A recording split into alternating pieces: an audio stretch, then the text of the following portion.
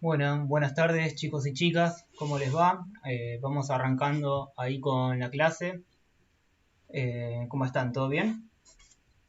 Hola, profe, buenas tardes. Bueno, ¿Todo bien? todo bien. Buenas Hola, profe, tardes. ¿todo bien? ¿Y usted? Hola, profe. Bien, todo bien. Les tengo que comunicar ahí una noticia que seguramente vamos a reforzar ahí por el campus, que es que ustedes tenían como fecha de parcial el próximo miércoles 17, ¿no? Sí, Sí, sí, Sí. se pasa más para adelante. Para hoy. Claro, sí, para hoy. Que examen sorpresa como en la secundaria, saquen una hoja no. y desarrollen, no sé, lo que sea. Desarrollen por qué se metieron en esto, qué sé yo. Este, bueno, sí, se pasan para más adelante. No sé quién la tiró, no sé si alguien tiene algún compañero o compañera que esté cursando en las otras comisiones, pero bueno, desde toda la cátedra nos pusimos de acuerdo para tomar el examen el próximo sábado 20, ¿sí? El próximo sábado 20 a partir de las 15 horas. Así que bueno, van a tener 4 días más para poder reforzar y seguir estudiando, ¿sí? El sábado 20 es feriado, ¿no? En realidad no, es feriado el lunes. Ah, ok. Así que bueno, sería el próximo sábado 20. Tienen 4 días más para estudiar. Profe, pero Sí, se van a agregar textos o va a ser hasta donde había no, quedado. hasta donde habíamos visto, que creo que era la unidad 7, que con Gaby vieron kirchnerismo, y después, bueno, se le sumó un breve texto, creo que son de 3 hojas, ¿viste? Pero, qué sé yo, o sea, léanlo, pero me parece que no va a entrar en el parcial. Son 3 hojitas, igual es una nota periodística, así que... Sí, Gaby nos dijo igual que era hasta el kirchnerismo nada más. Sí, sí, sí, es hasta el kirchnerismo. Nosotros lo dejamos como bibliografía obligatoria. Quizás les sirva también un poco para los teóricos que van a ver, porque el próximo miércoles van a tener un teórico, una clase dada por el titular de la cátedra. Pero en cuanto a bibliografía obligatoria, dejémoslo ahí al texto que vieron el miércoles pasado, que era un texto que era el que hablaba de el kirchnerismo, ¿no? De Basualdo y Manzanelli. Sí, sí. Bueno, sí, bueno, los temas para el parcial, digamos, terminarían ahí. Entonces irían desde los textos de la unidad 4, que había varios en esa unidad, de Juan Carlos Torre, Adamovsky, Barrancos, Vilas, no me acuerdo ahora cuál otro más, ahí después lo repasamos, bueno, hasta el texto que vieron el miércoles con Gabriela. ¿Hablaron un poco con Gabriela del examen, de cómo iba a ser? No hablamos de los textos, más que nada. Ah, de los textos. Bueno, eh, muy probablemente el parcial sea medio parecido al que tuvieron en el primer parcial, ¿sí? O sea, más o menos ese mismo esquema. Puede haber algunas preguntas para que sean multiple choice o de ordenar algunas ideas o de machear conceptos, pero... Y después, bueno, una o dos preguntas en donde tengan que desarrollar, ¿sí? Una, dos, tres preguntas, digo, más o menos, más de tres no van a ser, en donde tengan que desarrollar alguna idea, algunos conceptos, muy probablemente vinculando autores, explayándose un poco más, ¿sí? Pero básicamente no sería nada muy diferente a lo que ya tuvieron en el primero. Así que bueno, más o menos ya sabrían cómo hacerlo. ¿Ustedes cómo vienen con los textos? ¿Vienen muy atrasados? ¿Hay algunas cosas que no entienden? ¿Qué les gustaría ver? Porque directamente esta es una clase de repaso. Entonces, un poco la idea mía era primero responder todas las preguntas y después vemos si podemos ir apuntalando algún que otro concepto. Pero bueno, ¿ustedes cómo vienen más o menos para este segundo parcial? Yo bien, estuve al tanto con las lecturas, pero no tengo nada resaltado ni resúmenes. Así que Claro. tendré que repasar. Sí, ahí un consejo que yo puedo dar es que si quieren, mientras que vayan leyendo, vayan resaltando, en caso, digamos, resaltando o anotando en virome, en el caso de que lo tengan en papel, y se lo pueden hacer desde una computadora. Lo que pueden hacer es directamente, ustedes conocen los programas ahí para editar Word o para editar PDF, ir coloreando, subrayando, digamos, los PDFs, digamos, no sé, con el Foxit Reader y con los 45.000 programas que hay.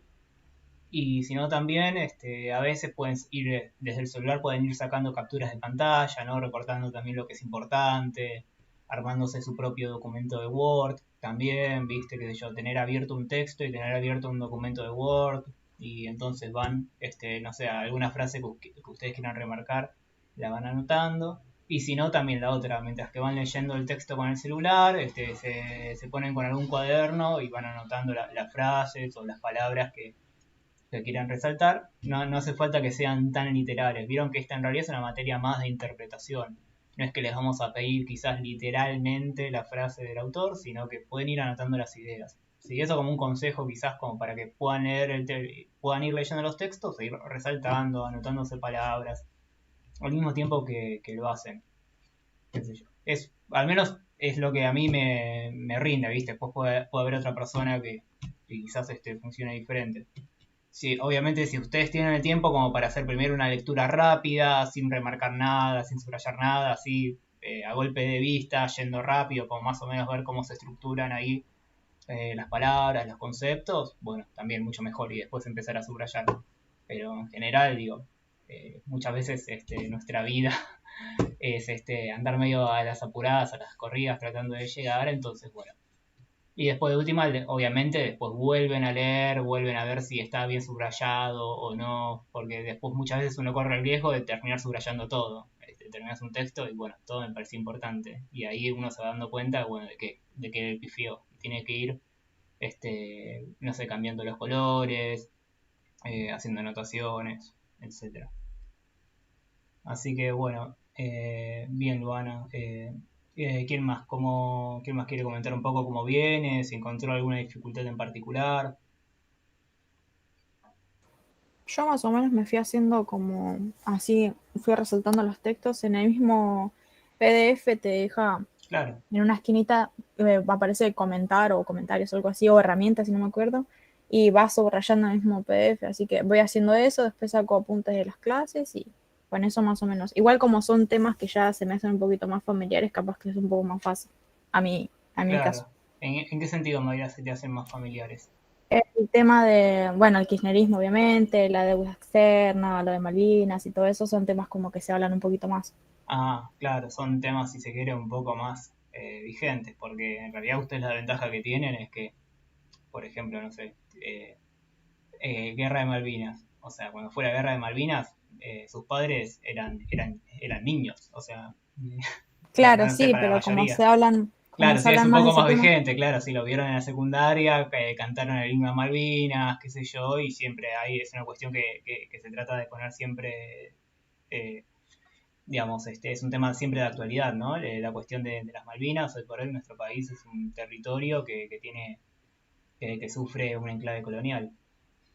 Está bien, dale, no importa. Gracias por avisar, Lucas.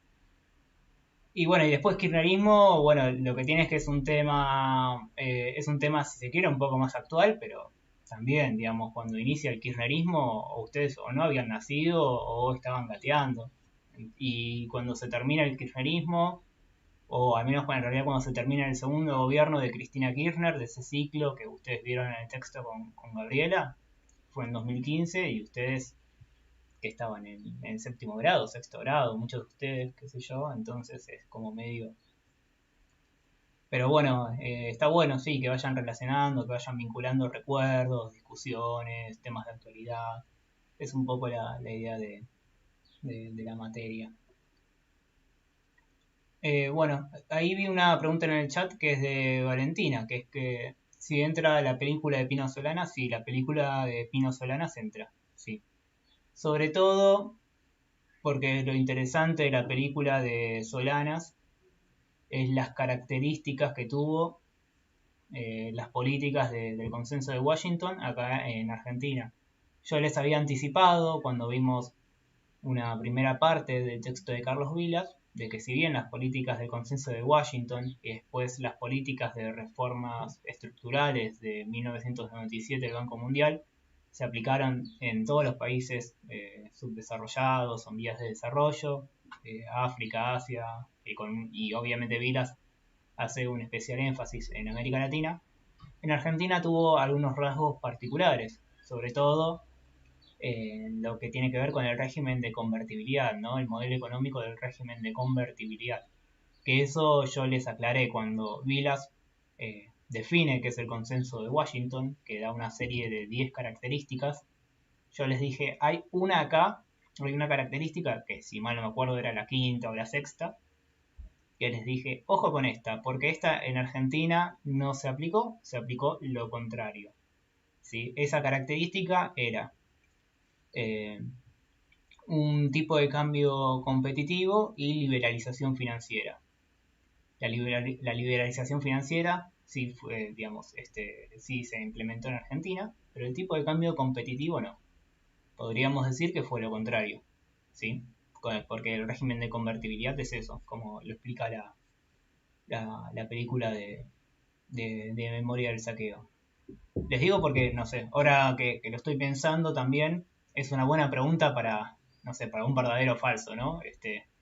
O qué sé yo, o una de esas preguntas que uno tiene multiple choice, que tiene que elegir cuáles son las características que se aplicaron en Argentina, ¿no? Entonces les ponemos, qué sé yo, seleccionen las características del consenso de Washington que se aplicaron en Argentina. Bueno, es una linda pregunta como para poner un verdadero o falso, porque uno pensaría, bueno, se aplicó todo, pero no, hay un rasgo en particular que no se aplicó en Argentina, que tiene que ver con eso, con que no se libró, digamos, no hubo una implementación de un tipo de cambio competitivo, sino que estuvo el régimen de convertibilidad, que es, bueno, como explica un poco la película, es lo contrario a un tipo de cambio competitivo. Dale, no hay problema, Sofía. Si quieren hablamos un poco de la película, a ver cuáles son los conceptos que ustedes pudieron rescatar. Sobre todo a mí me interesa sobre aquellos ejes que les describí ahí en ese trabajo práctico, que bueno, no era de entrega obligatoria. Era un trabajo tranqui, porque nosotros no queríamos meterles más contenidos ni más textos. Ahí hubo una discusión en la cátedra con distintos puntos de vista y bueno, y teníamos el problema de que el texto de Vilas no se adaptaba tal cual a lo que estaba sucediendo en Argentina. Entonces se barajaron distintas opciones de ponerles un texto de lo que sucedía en Argentina, pero bueno, se dio ahí el punto de vista de que meterles otro texto más quizás ya era mucho, se interpretaba como que era un montón meterles un texto más. Entonces, bueno, decidimos pasarles una película, que el último de la película es un poco más liviano, duraba menos de 2 horas, o sea que la podían ver en el horario de clase. No se las iba a dejar de tarea porque iba a ser mucho, digamos, también. Si de repente tenían una clase conmigo y yo aparte de tarea les dejaba mirar 2 horas de una película, también, o sea, iba a ser lo mismo que dejarles un texto. Por eso es que decidimos dejarles una película y bueno, ustedes, es una película que tranquilamente pueden tomar apuntes mientras que la van viendo, ¿sí? Inclusive, qué sé yo, me imagino que alguno ya lo habrá hecho, está en YouTube y le puede adelantar la velocidad de reproducción, ¿no? Hay muchas imágenes que están buenas, qué sé yo, es para verlo tranquilo, pero también si están medio hasta las manos, le ponen velocidad 1.5 y va, viste, qué sé yo, y se detienen a anotar. Bueno, lo del corralito. Acá si quieren hagamos un ida y vuelta de los que fue entendiendo cada uno a partir de la película. Ahí Renata dice que no le quedó claro lo del corralito. ¿Hay alguien que le haya quedado alguna idea de lo que fue el corralito a partir de la película? O quizás, no sé, de alguien que haya tenido alguna experiencia con sus padres o con su familia. Hola, sí, Sí. yo. Antes había visto una película que era del Corralito, que Sí, explicaba cómo a la gente la estafaron y le robaron la plata que ellos tenían en el banco. Y la gente, bueno, recurrieron a saqueos y bueno, hubo muchos problemas en ese ámbito. De eso trató el Corralito. claro, sí. Básicamente, ahí, como decía Luana, es eso. No sé si alguien quiere aportar algo más con la cuestión del corralito. Claro, sí, le robaron los dólares. Fue un tema que caló muy profundo en lo que en ese momento era la clase media, porque era una política, digamos, hay distintos indicadores de cómo vos vas construyendo la clase media. No voy a entrar en estas cuestiones que son quizás un poco más complejas y no son para un curso introductorio como este. Pero una de las ideas representativas de la clase media, que a diferencia de otras clases sociales, tiene que ver con la idea de un ahorro. Si uno es clase media cuando de repente le sobra algunos mangos este, a fin de mes y los puede ahorrar. Y en Argentina, bueno, por todo lo que ya se habrán dado cuenta a lo largo de la historia argentina, digamos, lo más común es que la clase media, sobre todo después de 1976, ahorre en dólares, ¿no? Producto de las hiperinflaciones, etcétera. Sobre todo en la década del 90, que las hiperinflaciones del gobierno de Alfonsín estaban muy presentes. Pero bueno, hubo una crisis en la balanza de pagos, directamente que es una crisis que no era una crisis ni siquiera coyuntural, porque no era como la crisis del tequila en el 94 o la crisis de los tigres asiáticos en el año 97, que eran la típica crisis financiera que golpeaba a las economías más frágiles, como era la economía argentina en ese momento, sino que ya era una crisis terminal del sistema, ¿sí? Y hubo una fuga de capitales muy fuerte por parte de los bancos. Los ahorristas fueron todos en masa a sacar los dólares del banco. Y bueno, hay una resolución por parte del gobierno del presidente Fernando de la Rúa, que instrumenta Domingo Cavallo, que era el ministro de Economía de Fernando de la Rúa, que bueno, lo que impide justamente es que los ahorristas puedan retirar los dólares del banco. Les ofrecía una especie de bono tasada a una cierta tasa de interés atada a un determinado bono, digamos, una cuestión de la cual nadie obviamente se la creía porque uno eh, había depositado dólares, entonces quería retirar los dólares y bueno, le ofrecían bonos basura y aparte únicamente podían retirar una, digamos, una cifra que era muy pequeña, pero no en dólares, o les ofrecían cierto tipo de bonos y entonces, bueno, estalló, digamos, eso contribuyó mucho a la caída de esa política, contribuyó mucho a la caída del gobierno de Fernando de la Rúa. Era una época aparte de muchísimo desempleo, de una tasa de pobreza y una tasa de indigencia altísima, donde mucha gente de repente que se había quedado sin trabajo subsistía en base de sus ahorros y bueno, cuando le prohíben a la clase media poder sacar sus ahorros, este, contribuye a que se sume a esa ola de protestas populares que ya se venían desencadenando desde 1993, 1994, lo que muestran en la película Cutralcó y las distintas pobladas que empiezan a ver, la marcha federal, etcétera, pero bueno, termina contribuyendo el hecho de que se sumen las capas medias a protestar contra el gobierno de Fernando de la Rúa y todo eso termina en la caída del presidente, pero tiene que ver con eso. Y bueno, y como dice Anaí, hay muchísimos casos de gente que nunca volvió a recuperar los dólares, ¿no? O gente que de repente necesitaba esos dólares para hacerse una operación o algo de salud, qué sé yo, y bueno, eh, no llegó, ¿viste? Porque no se lo pudo hacer. Y bueno, muchos aparte también algunos ganaron juicios, pero todos perdieron los juicios para poder retirar los dólares. Hay algunos que después terminaron aceptando pesos frente a la desesperación o aceptando esos bonos, digamos. O sea, sí fue un hecho que marcó a fuego lo que tiene que ver con seguramente la memoria de sus padres, lo que fue el corralito. Así que bueno. ¿Les quedó alguna otra consulta de la película?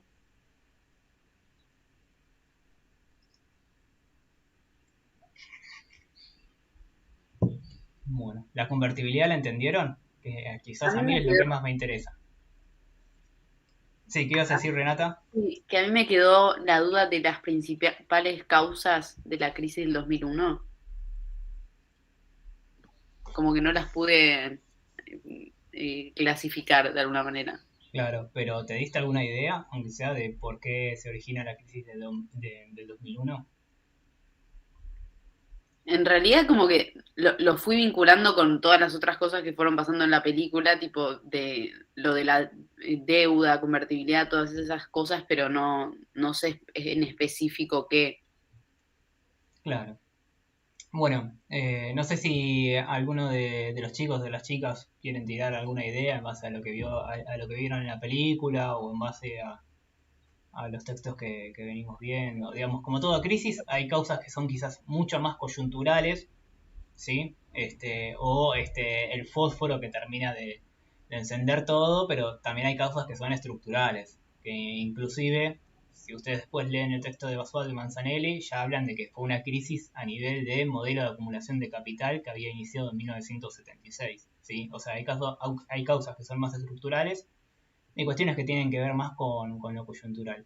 Por eso es que no sé si quieren ir tirando ideas de qué es lo que pudo causar esa crisis 2001, o qué pudieron tomar de la película o de los textos. Para mí fue como, la crisis esa fue como el estallido de todo lo que venía pasando, bueno, desde el 76 con la toma de la deuda y después eh, con los gobiernos de Menem, también con el problema que tuvo Alfonsín, fue como todo junto que, bueno, se fue acumulando y después estalló todo. Bueno, esa sería una buena respuesta, digamos, para explicar el 2001, ¿sí? Supongamos supongamos, ¿no? Pregunta del parcial, explique la crisis del 2001. Una buena estrategia podría empezar a plantear las cosas desde su origen, ¿no? Porque uno podría decir, bueno, la crisis 2001 en realidad fue, qué sé yo, una medida en particular, el corralito, fue una determinada privatización, fue de repente, no sé, un escándalo de corrupción. Pero en realidad la crisis del 2001 es una crisis de ese modelo basado en la valorización financiera que comienza en 1976 y que, y que se profundiza, digamos, durante la década del 90. Claro, bueno, y también tomamos ahí lo que dice Anaí, eh, de que sobre todo hubo un verdadero repudio frente a las políticas que se estaban llevando adelante, de las políticas neoliberales, las políticas de ajuste, ¿sí? Recordemos que en el año 99 Menem, digamos el Partido Justicialista, pierde las elecciones en base a un diagnóstico de que en realidad lo que no estaba funcionando era lo que tenía que ver con la corrupción política, digamos, de que el modelo neoliberal era exitoso y que lo que no funcionaba era y que no funcionaba por culpa de la corrupción política. De ahí de que hay un cambio de partido, de que gana la oposición con Fernando de la Rúa. Pero después, a partir de la presidencia de Fernando de la Rúa, se empieza ciertos sectores que hasta ese momento habían acompañado el régimen de convertibilidad, de las políticas neoliberales, se empiezan a dar cuenta de que en realidad era la descomposición de un modelo económico basado en el aumento de la desigualdad, en el aumento de la pobreza, en el aumento de la indigencia, y de que económicamente ya era insostenible también, porque de vuelta, pensemos en la convertibilidad, ¿no? De que un peso era igual a un dólar, digamos. ¿Cómo afectó eso? Dice la película de Fernando Solanas.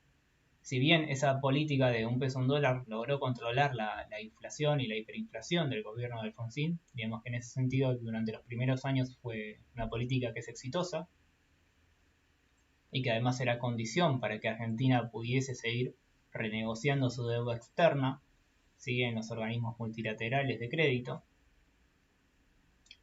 La contracara de eso era un aumento de la desocupación, ¿sí? Porque imagínense, digamos, de que la industria argentina no puede competir contra otras industrias de países más desarrollados, Sí, en el mercado mundial, sí, lo ves, si compite de repente un par de zapatos fabricados en Argentina con un par de zapatos fabricados por China, por los tigres asiáticos, o por Alemania, o por otro país, digamos, no pueden competir ambas, no tienen la misma competitividad, la misma eficiencia al momento de fabricar ese producto. Entonces lo que esto provocaba era, digamos, la destrucción de distintas industrias nacionales que habían logrado sobrevivir a la dictadura. A su vez, digamos, estas políticas de endeudamiento y el uno a uno estaba basado en el libre comercio, ¿no? y en el libre mercado, por lo cual se eliminaron todo tipo de trabas a las importaciones. Y entonces los productos importados eran mucho más baratos que los productos que se fabricaban a nivel nacional. Por lo tanto, a partir digamos, de este régimen comienza a aumentar muchísimo el desempleo. Esa época en donde de repente se empiezan a abandonar las fábricas, empieza a haber una crisis con los desocupados. Entonces, bueno, obviamente un aumento del desempleo va a impactar obviamente en el aumento de la pobreza y en el aumento de la indigencia y en la pauperización de las condiciones de vida de aquellos sectores de la población que generan sus ingresos a partir del trabajo, ¿sí? Es decir, la enorme mayoría. Entonces, bueno, tiene que ver con eso, con ese aumento del desempleo, ese aumento de la pobreza, ese aumento de la indigencia. Todo esto sumado a lo que veíamos en la película de escándalos políticos, la política como espectáculo, acontecimientos de corrupción, bueno, lo que tiene que ver con comienzan nuevas enfermedades como es la desnutrición infantil, el mal de Chagas, la tuberculosis, algunas enfermedades que ya habían sido erradicadas de la Argentina comienzan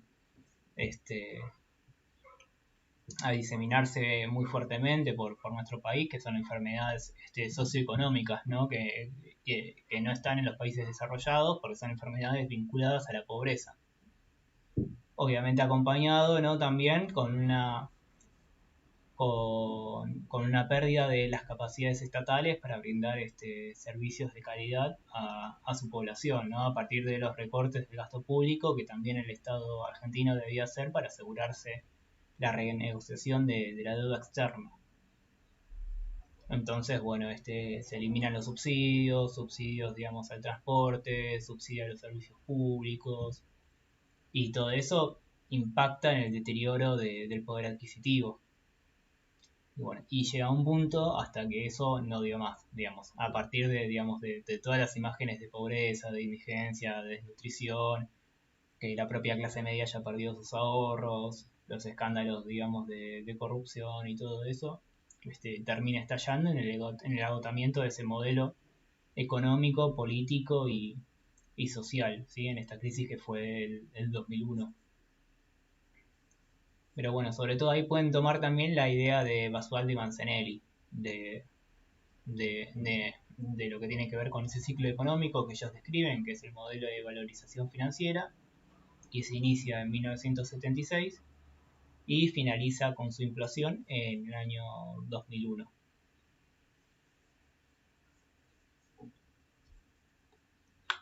Otros elementos que le podríamos sumar, que también los muestra la película, tiene que ver con la pérdida de derechos por parte de los trabajadores, ¿no?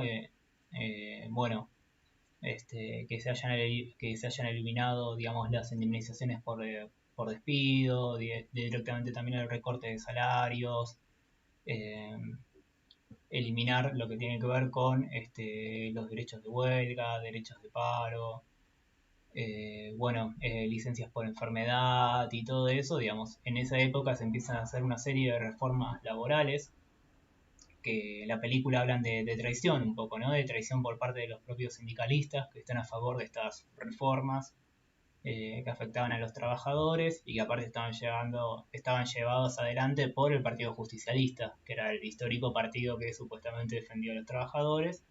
Entonces, bueno, por eso es que en esa película también Fernando Solanas habla de lo que tenía que ver con la traición, ¿no? De la clase política en ese sentido. Y obviamente eso repercutió también en los niveles de vida de los trabajadores. Sí, en una parte de la película habla del miedo y del terror a perder el trabajo, ¿sí? Porque aparte, con una desocupación tan grande, eso sirve, digamos, como elemento disciplinador frente a la protesta, frente a la huelga, frente al paro. En ese sentido, yo, por ejemplo, les cuento una anécdota personal. Yo en esa época era muy pibito y, por ejemplo, no sé, de repente vos veías el noticiero y veías gente protestando en una fábrica porque hacía 5 meses que no le pagaban. Y yo en ese momento, no sé, tenía 5 años, 6 años y no entendía por qué la gente seguía yendo a trabajar si no les pagaban, ¿viste? O sea, me parecía como lo más absurdo del mundo. ¿Por qué no renuncian y se van? Y bueno, tiene que ver con eso, con las altas tasas de desempleo que había en la economía, que por más que no te paguen durante 4 meses, la gente seguía yendo a trabajar esperando que en algún momento les paguen. Perdón chicos, sé que tengo una llamada. Listo. En algún punto el texto de Rapoport también habla de eso, ¿no? De que este nuevo modelo de valorización financiera en un principio se tiene que promover a partir del miedo, el miedo a la represión estatal, pero que ese miedo iba a ser reemplazado por el miedo al desempleo, ¿sí? Ese disciplinamiento que hay sobre aquellas clases populares y que servía para poder romper ese empate hegemónico del cual hablaba Portantiero. Y ahí de paso ustedes tienen como una especie de vínculo entre las ideas de los distintos autores, ¿no? A su vez también se debilitan las bases sociales del sindicalismo y del Partido Justicialista, ¿sí? Que esa alianza entre pequeños industriales y entre la industria nacional y entre los sindicatos y las clases populares, que eran uno de los frentes de ese empate hegemónico, se rompe a partir de la desindustrialización, que elimina como actor o la debilita a la industria nacional, y por el otro lado a la organización de los trabajadores, ¿no? Porque si hay desempleo no hay organización de los trabajadores, y además con una tasa de desempleo que salta, a los trabajadores tampoco les queda como muchas ganas de protestar, ¿no? Por el miedo justamente al desempleo, y porque era una época en donde si vos perdías el empleo no lo ibas a recuperar muy probablemente, quizás nunca. Sí, era una economía que no generaba empleo. Al contrario, Argentina había llegado a las tasas de desempleo más altas de su historia, ¿sí? En la época del 90. Así que bueno, un poco pueden ir hilando, ¿no? esas cuestiones. El texto de Basualdo y Manzanelli está bueno porque también retoma mucho esa época, ¿sí? Y por ejemplo, vinculado con este fenómeno del empleo, él habla del transformismo. No sé si alcanzaron a leerlo, porque es un concepto que es bastante interesante, el transformismo. No sé si lo vieron con Gabriela. Con la profe no vimos mucho porque no habíamos leído y dijimos Claro. que lo íbamos a retomar un poco acá. Bueno, Basualdo y Manzanelli hablan del transformismo, que tenía que ver con cómo los sectores populares de repente habían aceptado la convertibilidad y aparte un modelo que atentaba contra sus propias fuentes de trabajo. Por un lado, ustedes tenían el texto de Sidícaro, que está en la carpeta de alfonsinismo, que es un texto muy breve de 3 páginas, en donde dice que la hiperinflación lo que va a hacer es disciplinar a la sociedad para que acepte ese paquete de reformas que promulgaba el Consenso de Washington, a cambio de no volver a la hiperinflación, digamos, a cambio de que ingresen dólares en la economía. Recordemos que la crisis de hiperinflación que tuvo Alfonsín, y como seguramente ustedes vieron en los videos que les dejó Gabriela, tenía que ver con la crisis con la crisis de deuda de la década de los 80, ¿sí? Había una sucesiva crisis de deuda que empezaban a tener los países latinoamericanos que habían sido hiperendeudados por sus dictaduras. El peso el peso de repente estaba perdiendo cada vez más su valor, y lo único que sostenía el ingreso de dólares fresco al país tenía que ver con estas políticas de renegociación de la deuda. cuando a Alfonsín no le renegociaron esa deuda, bueno, pasó lo que pasó, ¿no? La hiperinflación, que ya lo vieron en los videos, y eso habla el texto de Sidícaro. Eso hace que los distintos presidentes latinoamericanos, digamos, porque esta crisis de deuda fue en todos los países latinoamericanos, tengan que aceptar esas políticas también del Consenso de Washington, independientemente de que estén de acuerdo o no, porque una característica que tiene la década del 90 en América Latina es que asumen distintos presidentes de distinto color político, asumen presidentes tanto de liberales, de izquierda, conservadores, en los distintos países latinoamericanos, pero todos terminan implementando las políticas del Consenso de Washington. Y cuando las ciencias sociales, la economía, la ciencia política intenta identificar por qué, tiene que ver con eso, de que todos tenían fresco el recuerdo de la crisis de deuda en sus países, y la única forma de poder sostener la estabilidad social, el orden político y el orden económico tenía que ver con la aceptación de las políticas del Consenso de Washington, haciendo obviamente ese paquete de políticas públicas que se les imponía, ¿no? Para poder continuar con sus refinanciaciones de deuda. A todo esto, bueno, les quería hablar un poco del transformismo, que es un concepto que ustedes tienen que tomar del texto de Basualdo y Manzanelli. Ellos retoman un poco a O'Donnell y habla de las distintas políticas que tienen los sectores dominantes frente a las clases populares, ¿no? Por un lado teníamos lo que tiene que ver con la represión y por el otro lado teníamos a la cooptación, ¿sí? El consenso, por un lado, ¿sí? El consenso ideológico o el consenso a través de ceder determinado poder adquisitivo, ciertas políticas públicas, etc. Y por el otro lado la represión, ¿sí? Son como esas dos herramientas. Y lo que va a decir Basualdo y Manzanelli es que en la estructura de dominación que tuvieron los grupos económicos locales durante la década del 90 tenía que ver con una operación denominada transformismo.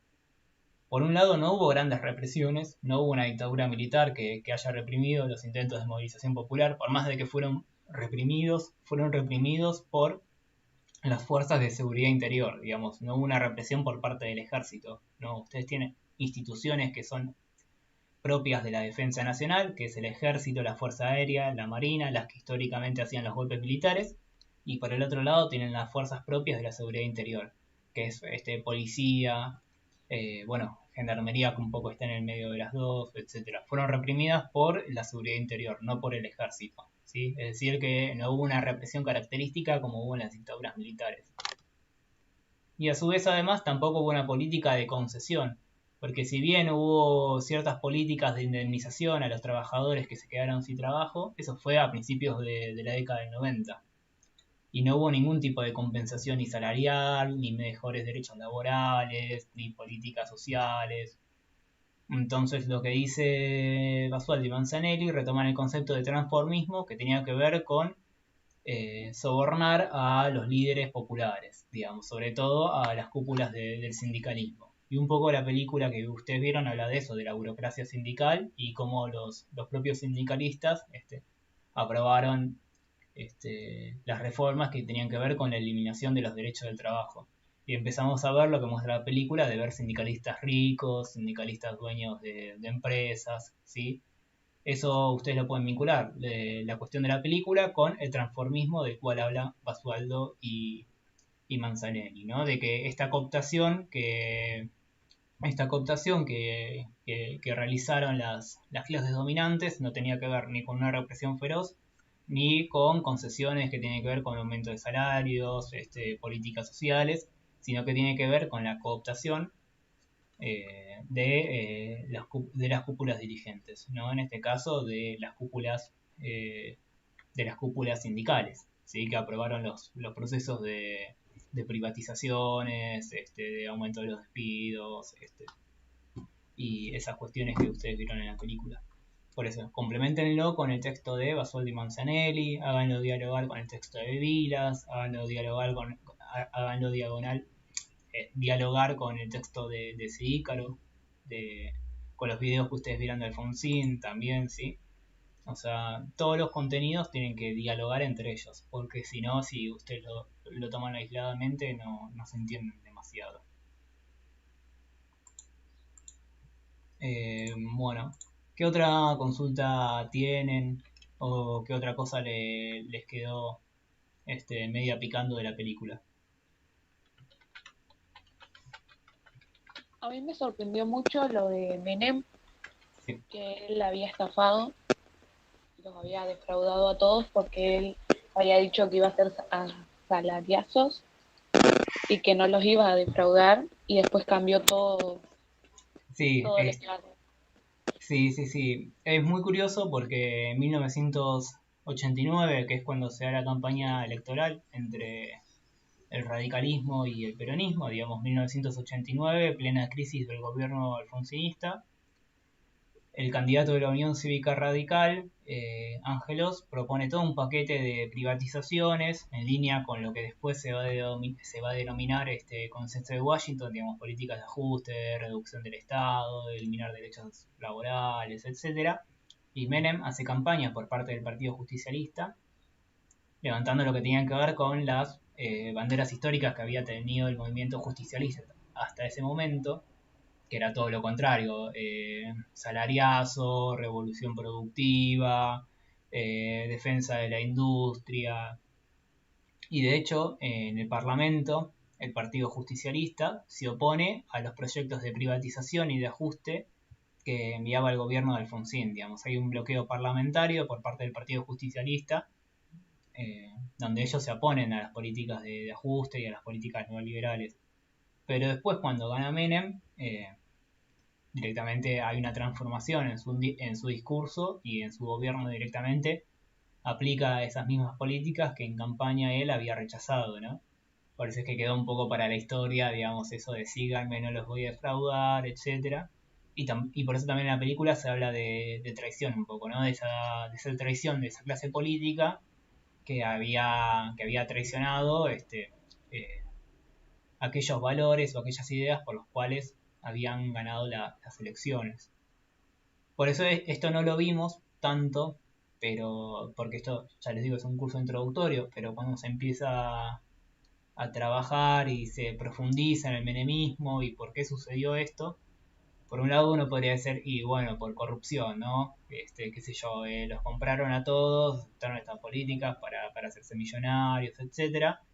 Y uno tampoco lo va a negar porque efectivamente hubo un montón de casos de corrupción en los distintos gobiernos de la democracia, y también fue algo que fue muy fuerte durante la época de Menem también. Pero cuando se hacen estudios de comparación de qué pasó en Latinoamérica, se da cuenta que en todos los países latinoamericanos pasó lo mismo. Y una de las hipótesis, que es una hipótesis que realiza Juan Carlos Torre, que ustedes lo leyeron en el texto de Peronismo. Pero después Juan Carlos Torre es uno de los mejores historiadores argentinos, y él propone la tesis de que tiene que ver con el disciplinamiento que había tenido la crisis de deuda de los 80, las economías latinoamericanas, de que se dieron cuenta de que sin la ayuda de los organismos multilaterales de crédito sus países iban a estallar. Entonces no les quedaba otra que aceptar estas políticas del consenso de Washington, que tenía que ver con políticas neoliberales, de ajuste estructural o como sea que le llamemos. Además, Menem asume en un contexto que es muy particular, que es en un contexto internacional en donde cae la Unión Soviética. Hasta ese momento, desde 1945 hasta 1990, tenemos un mundo dividido en dos. Por un lado, digamos, la Unión Soviética, y por el otro lado, Estados Unidos. Estados Unidos como bandera del capitalismo y la Unión Soviética como bandera del socialismo, del comunismo, etc. La Unión Soviética se desploma en 1990 y en ese momento el orden internacional estaba completamente hegemonizado por el capitalismo, directamente. Hay muchos filósofos o muchos teóricos, sobre todo uno que va a tener un gran impacto global, que se llama Francis Fukuyama, que va a postular el fin de la historia, en donde él lo que decía era de que el capitalismo había demostrado su superioridad como método de organización económica y que no podía haber un modelo alternativo. En ese marco, los distintos gobiernos latinoamericanos que asumen en ese periodo histórico no tienen otro modelo por el cual seguir. Cuba, por ejemplo, que había sido un modelo de revolución exitosa, de repente al caer la Unión Soviética, que era su principal socio comercial, comienza a entrar en crisis. Entonces tampoco había como un proyecto revolucionario al cual estas nuevas élites políticas que habían asumido en la década del 90 podían seguir. Entonces hay una hipótesis, digamos, una de las grandes hipótesis en ciencias sociales tiene que ver con eso, con que a los gobiernos latinoamericanos tampoco les quedaba demasiado margen como para renegociar. Hay otros que no, que no sé, que postulan directamente, qué sé yo, se tiene que cancelar la deuda, que la deuda es ilegítima, que había que ir a tribunales internacionales, lo cual también es cierto, porque como les muestra la película, hay fallos por parte de la justicia argentina que muestran que la deuda es ilegítima. Bueno, la película va un poco más en detalle, ¿no? De, bueno, la estetización de la deuda privada por parte del Estado, directamente los arreglos que se hacían.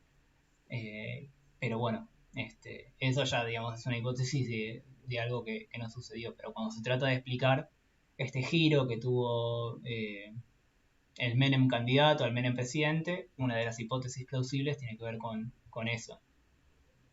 Claro, en esta película como que se habla de que era medio cínico lo que estaba haciendo contra el pueblo, que estableció canales, canales supongo, con Estados Unidos y el Banco Monetario, y también como había actos infames del Parlamento porque sobornaban y habían falsos diputados para votar la privatización. Sí, Bueno, y mostraban cómo Menem jugaba a los deportes, todo tranquilo, y estaba pasando todo eso, las protestas. Sí, pasa que ahí lo que está bueno de la película, que también muestra, y que también lo pueden continuar con el texto que les dejamos en la unidad 7, que es lo que Cambiemos nos legó, que así se llama el texto de la unidad 7, tiene que ver con esta idea del individualismo y de abrazar un capitalismo de mercado, porque en la década del 90 profundizó un cierto tipo de cultura que era muy distinta a la cultura política que tenía la ciudadanía argentina. La ciudadanía, si vos de repente, hay distintos observatorios de opinión pública que tratan de medir la opinión de la ciudadanía continuamente, todos los años, ¿no? Están los informes de Ipsos, etcétera, por ejemplo. Y si vos de repente le preguntabas a una persona en la década del 70 si estaba a favor o en contra, por ejemplo, de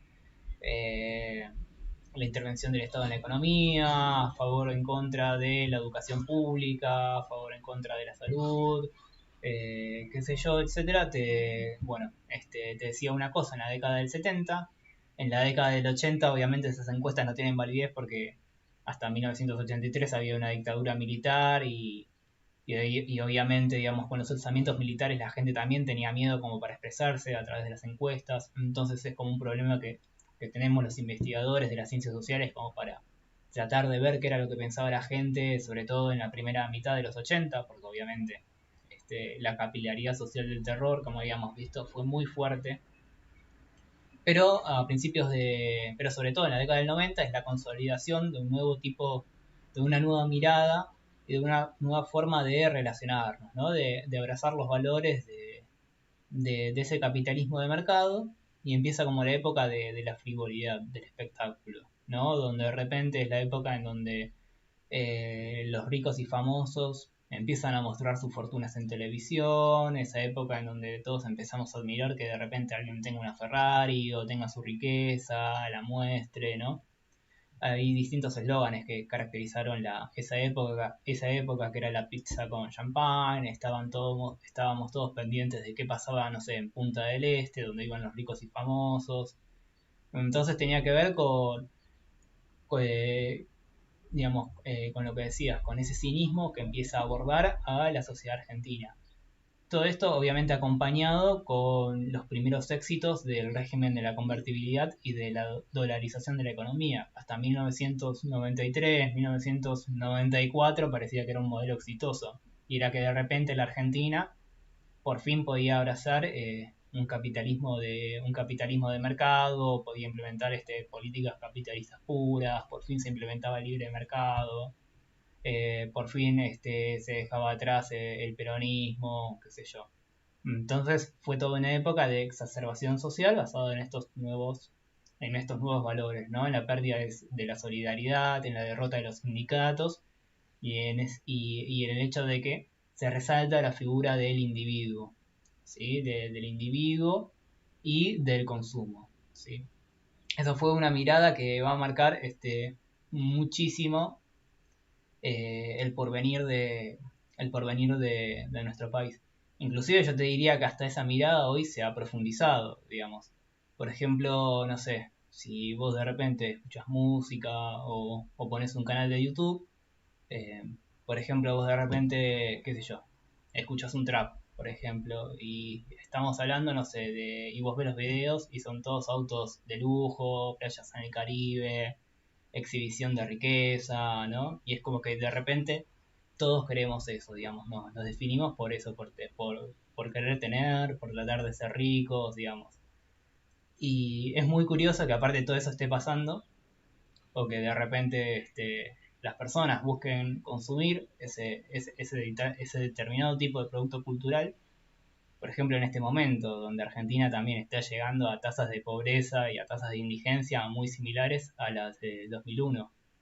Inclusive las tasas de desempleo juvenil las están alcanzando y en ciertos lugares de Argentina las están superando.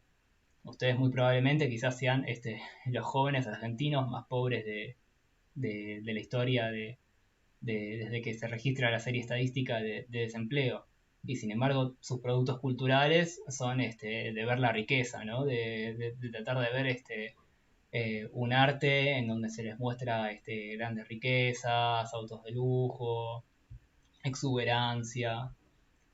Lo cual, eso hasta la década del 80 o hasta la década del 70, digamos, la gente consumía otro tipo de productos culturales que tenían que ver con la organización, la solidaridad, qué sé yo, otro tipo, era digamos, otra visión de cómo de cómo nos vinculábamos entre nosotros. ¿Sí? Eso no deja de ser llamativo y nos deja de dar una imagen de cómo los modelos económicos, los modelos políticos, nos hacen vincularnos y poder identificarnos con ciertos productos culturales, digamos. Y en la década del 90 un poco se empieza con eso, se empieza con de repente empezar a mostrar las fortunas, se empiezan a construir los countries, empieza esta cultura del espectáculo, digamos, de la exacerbación de la riqueza. Todo eso obviamente acompañado con los primeros éxitos del plan de convertibilidad, pero que empieza a entrar a la contradicción con la realidad de lo que empezaba a pasar, que era el aumento del desempleo, el aumento de la desnutrición infantil, el aumento de la pobreza, el aumento de la indigencia, y esa ética de la desigualdad, ¿no? De que cada vez la sociedad argentina se iba convirtiendo más desigual, porque de repente había sectores que levantaban grandes ganancias, que eran las de las empresas privatizadas, la de ciertos empresarios vinculados con el rubro de los servicios públicos, etcétera, digamos, los que ganaban en las privatizaciones, por el otro lado, la gente que se quedaba sin trabajo. Así que bueno, creo que en cierto sentido la película lo logra mostrar bien un poco eso, esa nueva cultura, esa nueva moda, esos nuevos consumos culturales que hoy por hoy están exacerbados, ¿sí? Pero bueno, de todos modos en el segundo parcial no llegamos a ver los consumos culturales del 2020. Pero sí, si uno pudiese fijar dónde comienza esta nueva cultura por la ostentación, uno claramente todo esto comienza en la década del 90, al menos para la Argentina, ¿no?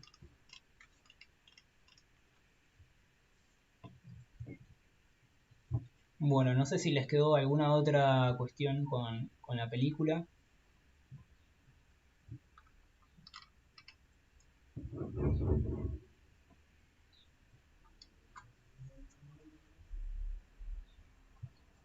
Bueno, hay una hay un eje que también me parece interesante rescatar, que eso yo me olvidé de ponérselo, que es un eje que van a retomar Basualdo y Manzanelli con el texto de kirchnerismo que tiene que ver con los grupos económicos locales. O sea, ustedes van a ver que Basualdo y Manzanelli recogen el concepto de grupos económicos locales para interpretar el marco de alianzas y de rupturas dentro de las políticas económicas del kirchnerismo.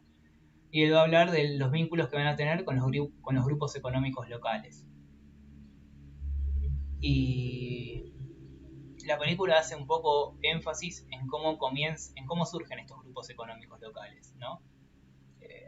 La película va a hablar de la patria contratista, que según Solanas fue la que, digamos, financió las campañas electorales, los golpes de Estado, y que el origen de estos grupos, el origen de la fortuna de estos grupos económicos locales tenía que ver con los privilegios que le iban dando los gobiernos desde la dictadura militar y que se consolidan en la década del 90, que tiene que ver con una serie de empresarios que se hizo rico a partir de los negocios con el Estado, ¿sí?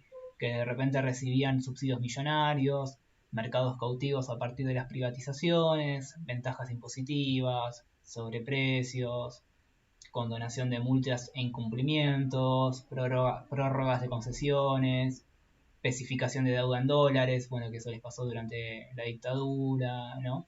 Y todo esto ustedes lo tienen que tomar este concepto, porque después Basualdo y Manzanelli va a ver los vínculos que tuvieron estos grupos económicos locales. Por un lado, el acompañamiento que quizás tuvieron hasta el año 2007 con el gobierno nacional de ese momento, y la ruptura que comienza a haber en el año 2008.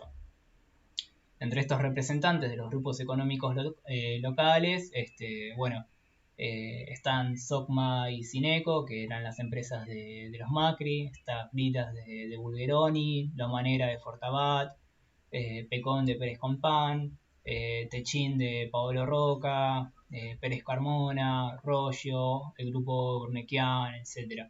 Sí, eso yo un poco les destaco esa parte porque yo me olvidé de ponerlas ahí en el trabajo práctico, pero es importante que ustedes puedan conocer la genealogía de estos grupos económicos locales, de esto que se denominó la patria contratista, que era de estas grandes fortunas que se habían hecho a partir de los contratos en el Estado y de las concesiones en el Estado. Por un lado, primero con la dictadura militar, y que después se termina de consolidar y profundizar durante el menomismo. Y que Basualdo y Manzanelli lo van a destacar dentro del análisis que van a jugar los grupos económicos locales durante los gobiernos del kirchnerismo. Por un lado, como aliados durante el primer gobierno, pero después con una confrontación a partir del año 2008. ¿Sí? Eso es importante porque en ese texto de repente empieza a hablar de los grupos económicos locales y ustedes no van a saber, digamos, a qué se refiere quizás. Así que eso lo pueden tomar de la película, de quiénes eran estos grandes grupos económicos locales que habían surgido desde lo que se denominó como patria contratista.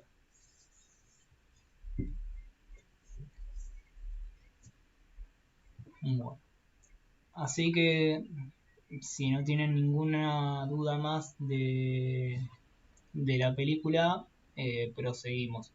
¿Tienen alguna duda en general de los textos que componen este segundo parcial? ¿Hay algo que a ustedes los trabe mucho, o que digan esto no lo termino de entender, o de acá no termino de entender qué es lo importante, o qué se puede destacar de esto? Sí, yo Sí, no Luana. entiendo muy bien cómo leer los cuadros porque dice PIB, creo, o no sé qué dice, pero no sé a qué se refiere. ¿Qué cuadro? Los cuadros de ¿De qué texto? kirchnerismo. A ver, los cuadros del kirchnerismo, ahí déjame que me meto. Si vos lees la sigla PIB, quiere decir igual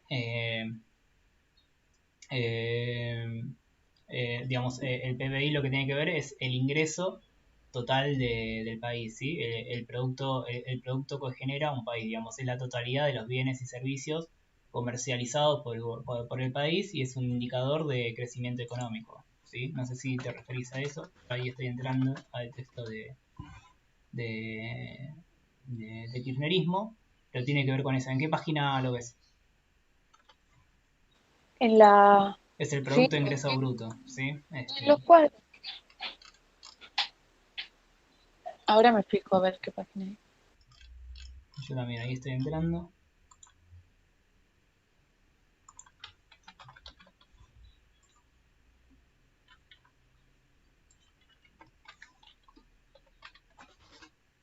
Página 14 dice.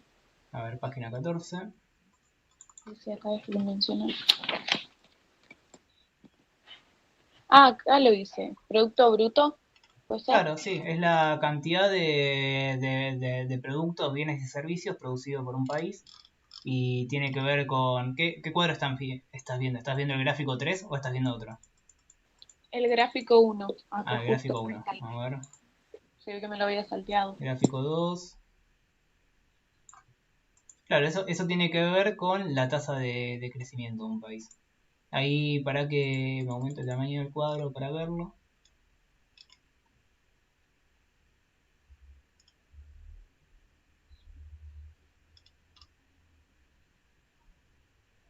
Sí, tiene que ver con eso, con cómo fue creciendo el PBI según base 1993 y según base 2004. Esto tiene que ver con el cambio del número de índice a través del cual se mide el producto de ingreso bruto, ¿sí? Porque, por ejemplo, vos podés decir, desde comparando con 1993, el producto en 1995 aumentó o se redujo y vos ahí quedás atado, si se quiere, al año que vos tomaste de base, ¿sí? Por eso es que son importantes los años base en el número de índice, ¿sí? Y por el otro lado, para tratar de estabilizar ese indicador, Basualdo y Manzanelli lo comparan con un número base en 2004. Y por último, con la revisión que hace del PBI del año 2004, una revisión que hace el INDEC en 2016. ¿Sí? Entonces vos vas viendo cómo la economía de un país crece o decrece, ¿sí? Entonces vos de repente podés ver que en general durante los años de 2004 a 2008 la economía creció. En el año 2009 la economía cayó, dependiendo de la serie en la cual vos mires, o se pudo haber entrado en recesión. Si vos agarrás la serie del PBI base 2004, pudo haber una recesión. Si vos agarrás la base de 1993, indica que hubo una desaceleración del crecimiento, pero que no hubo recesión. Y que después, bueno, se siguió creciendo en 2010, en 2011, hasta aproximadamente 2014. En 2014 hubo una devaluación que creo que había sido el 20%, por eso según la serie estadística que vos agarres, la economía entra en recesión y después vuelve a crecer en el año 2015. Básicamente lo que te quiere mostrar el cuadro es que de 2003 a 2015 en la mayoría de los años la economía creció, excepto en el año 2009, que tenía que ver con el estallido de la crisis internacional, ¿sí? Y por el otro lado con la crisis del 2014. Hubo una devaluación de 2014 vinculada a la crisis de la restricción externa, ¿sí? De la cual habla también Basualdo y Manzanelli. Lo tiene que ver con eso. Y por último, si vos mirás lo que sucede con la economía argentina en 2001 y 2002, ahí ves el tamaño de la crisis, ¿no? De una economía que entró en recesión, con la recesión del PBI del 4,4% en 2001 y después del impacto de la crisis en el año 2002, ¿no? Con una recesión del 10%. Pero bueno, así podrías leer y mirar el cuadro directamente de lo que le sucede a la economía argentina en el año 2001 y en el año 2002 y cómo después de esa terrible crisis el PBI vuelve a crecer desde el 2013 en adelante hasta el año 2009 y en 2009 hay una desaceleración producto de la crisis mundial y continúa creciendo hasta el año 2014, donde en 2014 está la devaluación producto de la crisis de la restricción externa y vuelve a crecer la economía en 2015. Listo, ahora lo entendí un poco mejor porque veía los Pasa que cuadros. entendido. Pasa que también acá el cuadro no se llega a distinguir muy bien por el tema de los colores. Y esto en realidad Basualdo y Manzanelli lo hacen para discutir con otros investigadores sociales, porque, o sea, si fuese quizás más un texto para el CBC, te pone con una sola serie alcanzaba, con poner, no sé, el PBI base en 1993 alcanzaba, porque a nosotros lo que nos interesa es que ustedes puedan ver la evolución de la economía argentina en esos años, ¿no? Desde 2001 hasta 2015, para que ustedes puedan eh, realizar sus propias conclusiones. No hace falta poner cómo varía en 2004 y cómo es la revisión que hace el INDEC de 2016 sobre la base de 2004, porque esa es una discusión muy técnica. Yo me sobre todo en lo que tiene que ver con lo que pasó en 2009. Es lo mismo decir que la economía se desaceleró, es decir, de pasar de crecer a un 6,8 pasaste a crecer a un 0,9, que eso sería más o menos un estancamiento, a decir de que caíste un 6%, de que en 2009 hubo una recesión, digamos. Hay discusiones encarnizadas con eso, parece que los tipos ponen estas tres series estadísticas. Pero bueno, a grandes rasgos, con que tomes una sola serie estadística más o menos te alcanza. Tomá el Producto de Ingreso Bruto en el año 1993 y con eso vas viendo cómo crece y decrece el ciclo económico argentino. Ah, dale, gracias. No. ¿Alguno tiene otra consulta más con respecto ahí a los textos o algo que sea difícil de entender o algún concepto que quieran remarcar?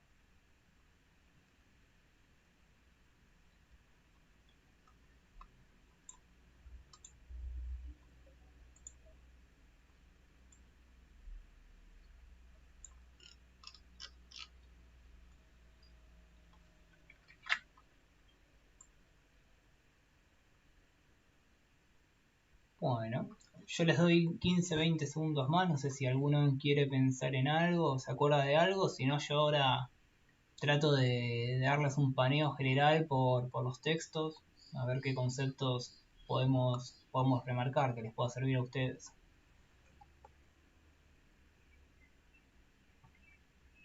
Bueno, eh, bueno, bueno, arranco entonces.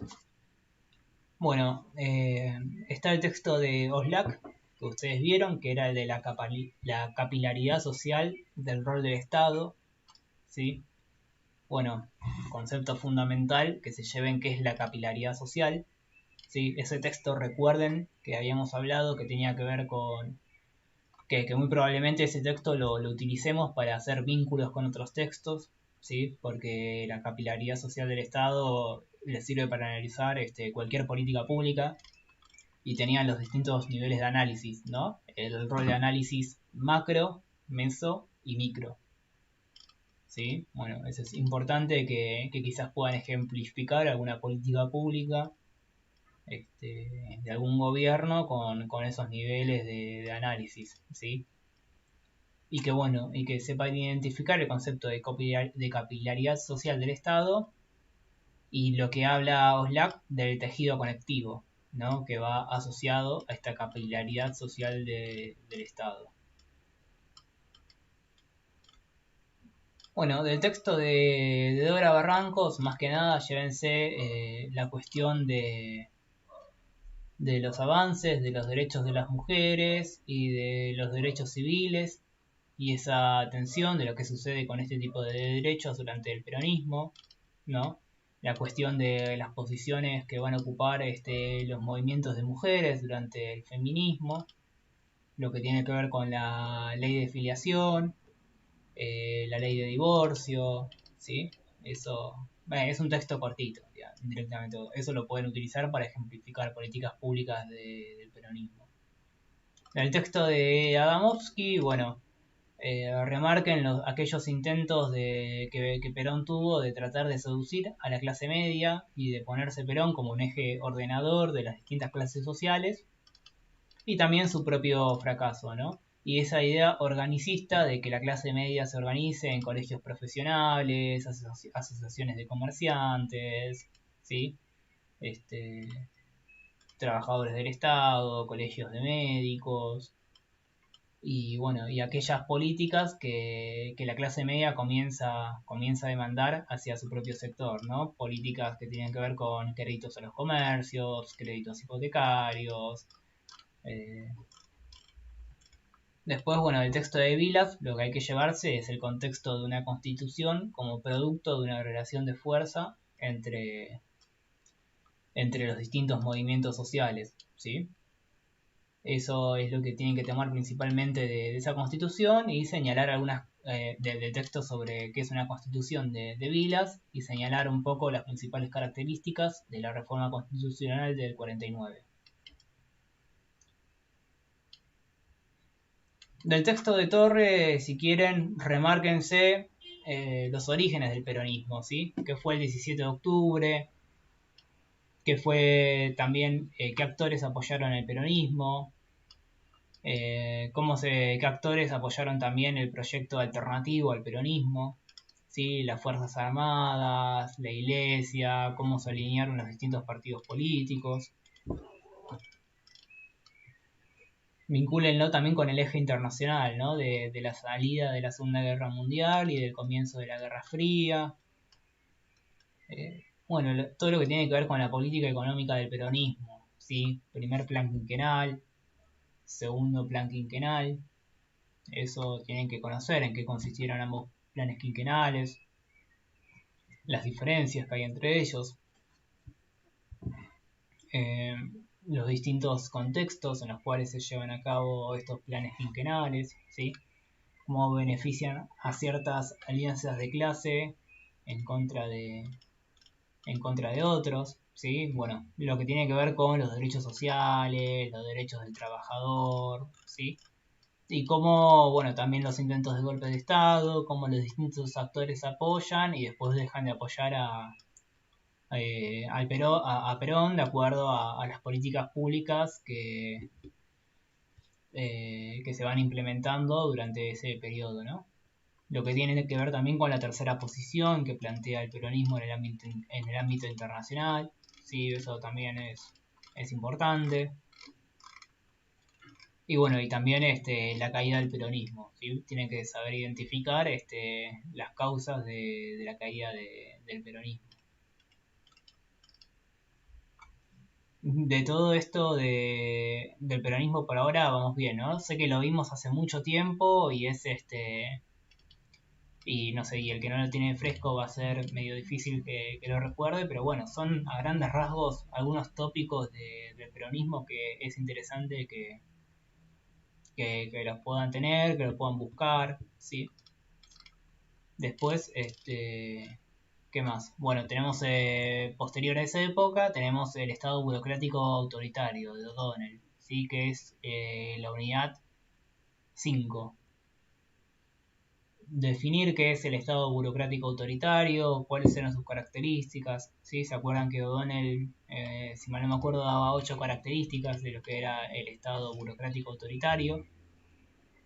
Me va a interesar que definan cuál es el concepto de Estado para O'Donnell, cuál es el concepto de sociedad civil para O'Donnell. Es muy importante lo de las 3 mediaciones, ¿sí? Ese texto lo vieron conmigo. La mediación de la ciudadanía, la mediación de lo popular, la mediación de la nación, y cómo estos 3 conceptos, como dicen su categoría analítica, median entre el Estado y la sociedad, ¿sí?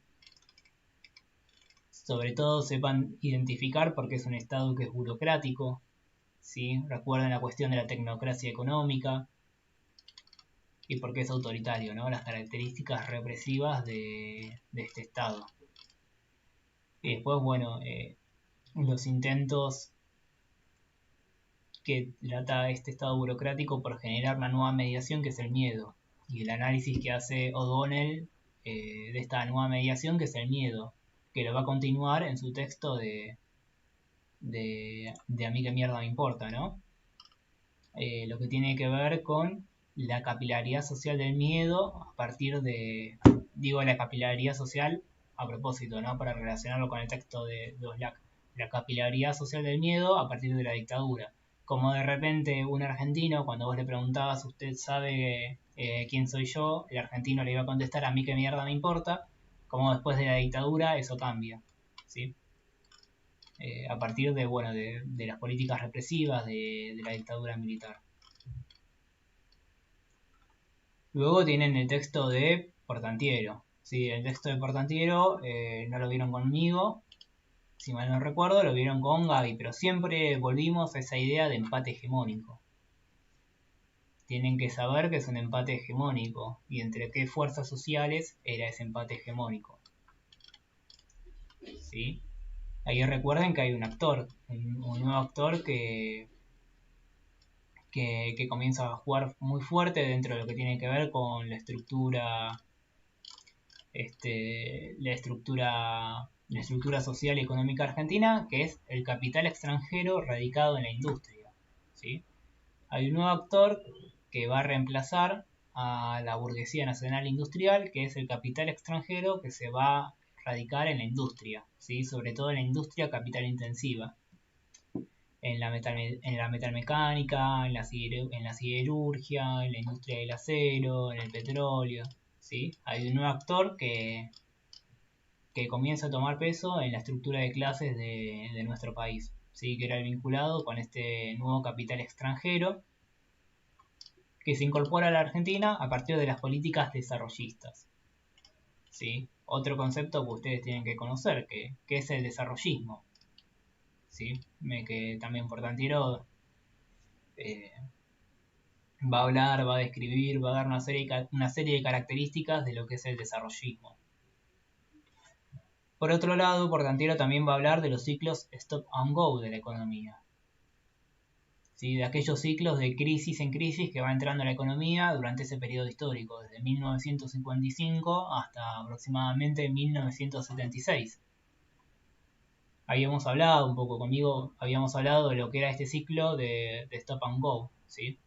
De un momento de devaluación de la moneda, en donde después empieza a haber un aumento relativo de los precios industriales y de los salarios, ¿sí? Primero se devalúa la moneda, después empieza a aumentar la inflación en pesos y a su vez también empiezan a aumentar los salarios, hasta que, bueno, nuevamente la burguesía, a partir de que, digamos, el tipo de cambio se comienza a trazar, empieza a precipitar una crisis de la balanza de pagos, lo cual provoca una nueva devaluación, ¿sí? Que va a recomenzar el ciclo con el cual se había iniciado. De vuelta, devaluación, inflación, aumento de salarios, apreciación del tipo de cambio real y devaluación de vuelta, ¿sí? Son ciclos de crecimiento y crisis que va a tener la economía cada 3 o 4 años, desde 1955 hasta 1976.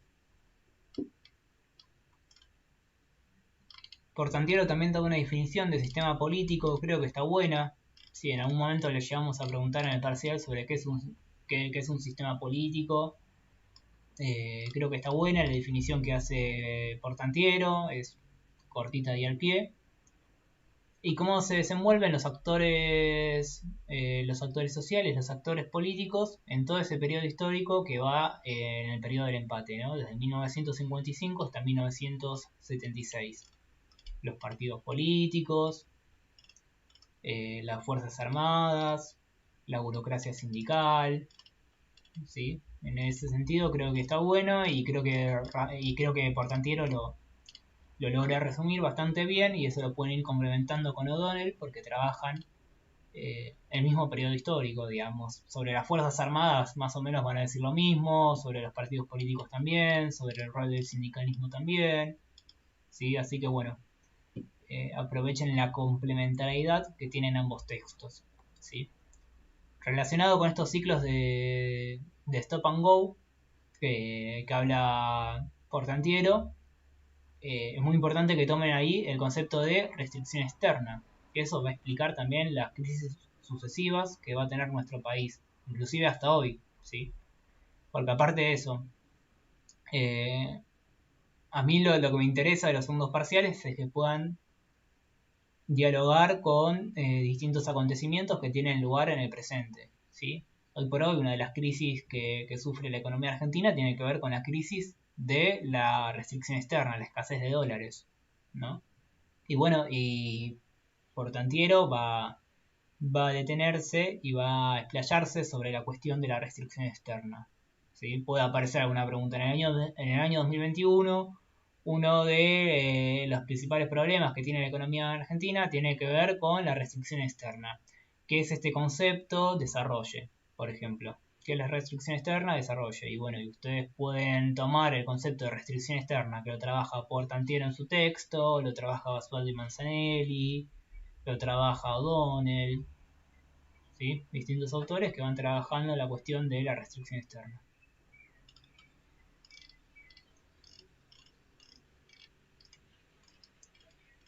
Bueno,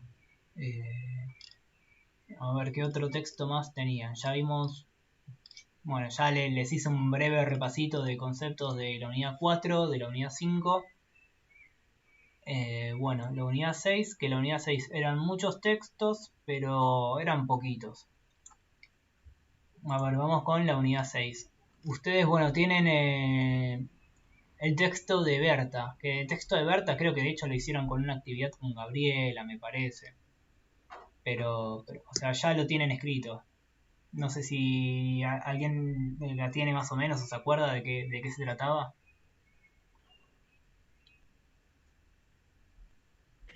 Sí, se trataba creo que de... A ver, no, me estoy confundiendo con el micro y eso. Ah, bueno, no, recuerden que ese es el de Slack, ¿sí? El de micro, mazo y macro. Ese recuerden que siempre está bueno para ejemplificar políticas públicas, ¿sí? Les va a servir para vincularlo porque lo pueden vincular con cualquier política de gobierno. Ahí estoy viendo lo de Berta. De Berta, tomen la definición de deuda externa, ¿sí? Berta da como 3 definiciones. No hace falta que sepan las 3 definiciones, ¿no? Con que sepan una sola, con la cual está de acuerdo Berta, listo. Y recuerden un poco, bueno, la mayoría de los textos del 76 hasta acá hablan de la deuda, ¿sí? Esa deuda que toma la dictadura. No les digo que se sepan que exactamente la dictadura toma una deuda de 75 mil millones de dólares. No me acuerdo si era 75 mil o 45 mil. Pero bueno, no hace falta que sepan el detalle de lo que era la tablita cambiaria ni de las tasas de interés, ¿sí? Pero es importante que puedan hacer una genealogía de en qué consistió el endeudamiento durante la dictadura militar y después del menemismo, ¿sí? Y cómo fueron las políticas de deuda del kirchnerismo, ¿sí? Eso también. Seguramente ahí creo que una de las preguntas del parcial pasado tenía que ver con eso, con comparar la dinámica de la deuda de entre 1976 a 2001 y por el otro lado de 2003 a 2015. ¿Sí? Por un lado tenemos un ciclo de endeudamiento con pequeños subciclos al interior de ese periodo y después tenemos un ciclo de desendeudamiento, ¿sí? Entonces, bueno, una buena tarea o una buena idea puede ser comparar esos ciclos de endeudamiento. Bueno, el texto de Rapoport también va a hablar sobre la deuda. Y el texto de Rapoport, lo que es interesante que ustedes tomen es este nuevo modelo de valorización financiera que va a ir desde 1976 hasta 2001, ¿sí? Y de cómo el terrorismo de Estado fue en función de imponer este nuevo modelo económico. Así que ya vimos que va a implosionar en el año 2001. Pero que bueno, se origina en 1976 y va a llegar hasta 2001. Estoy viendo a ver si...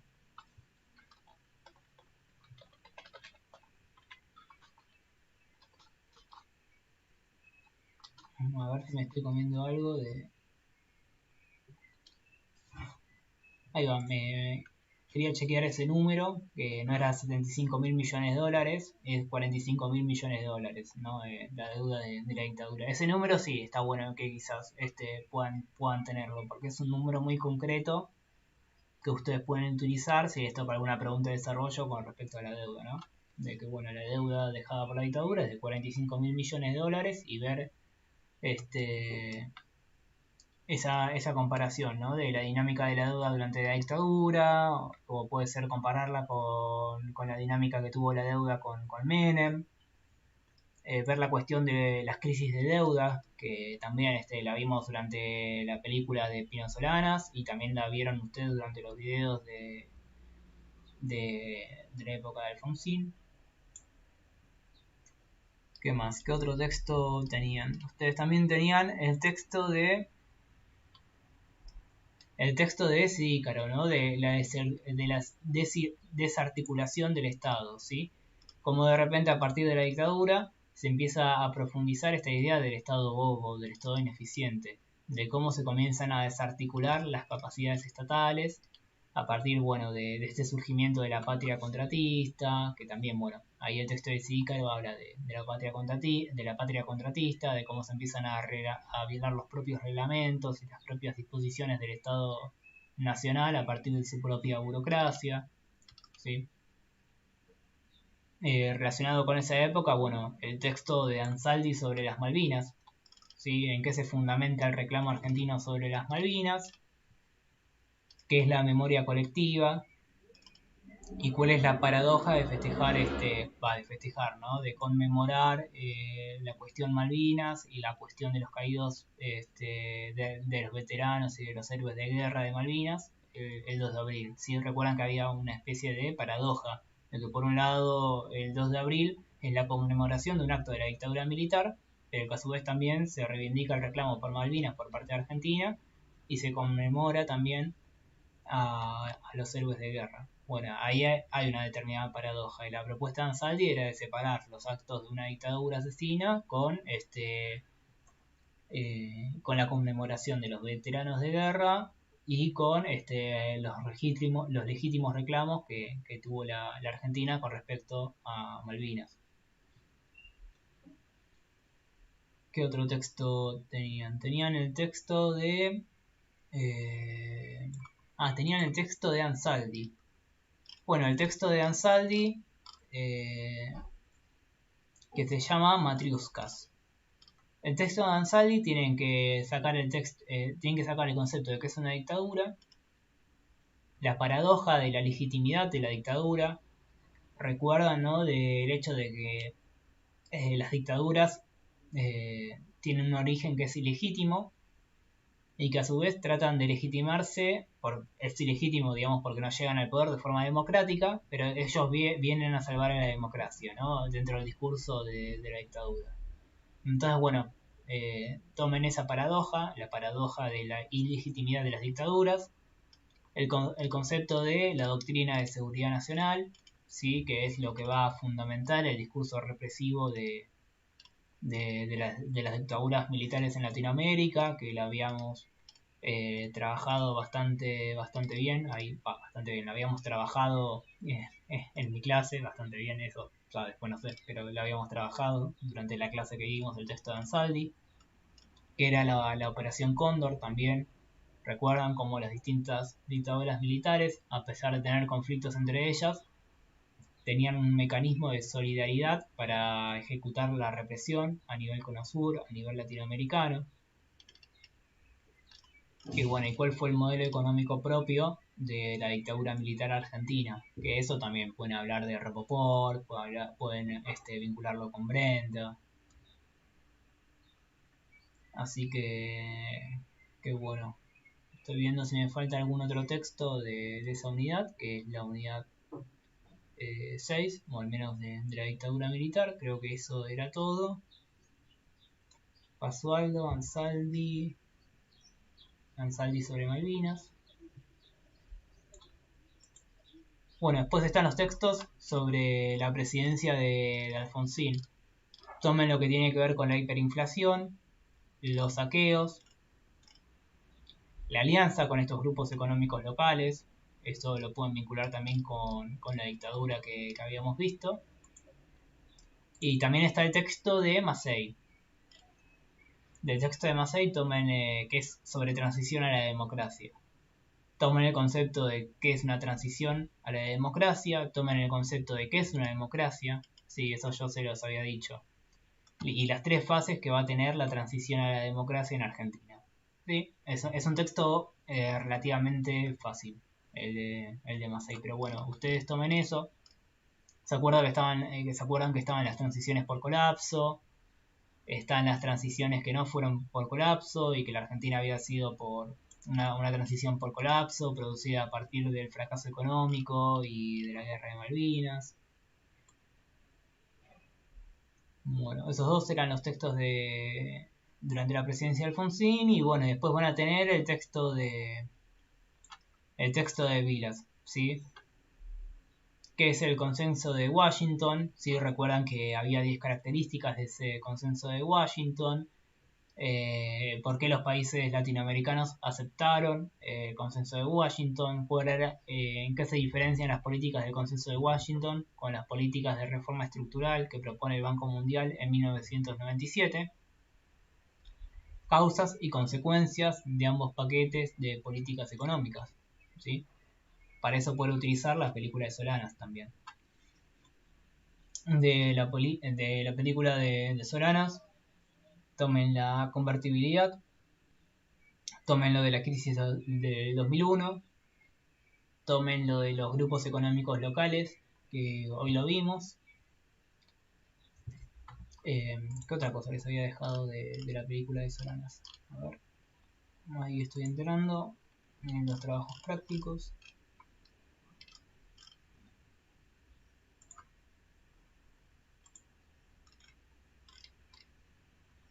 Bueno, lo de las privatizaciones, eso lo pueden ejemplificar con la dictadura. No hace falta que se metan en el interior o en el detalle de cómo fue el negociado de las privatizaciones.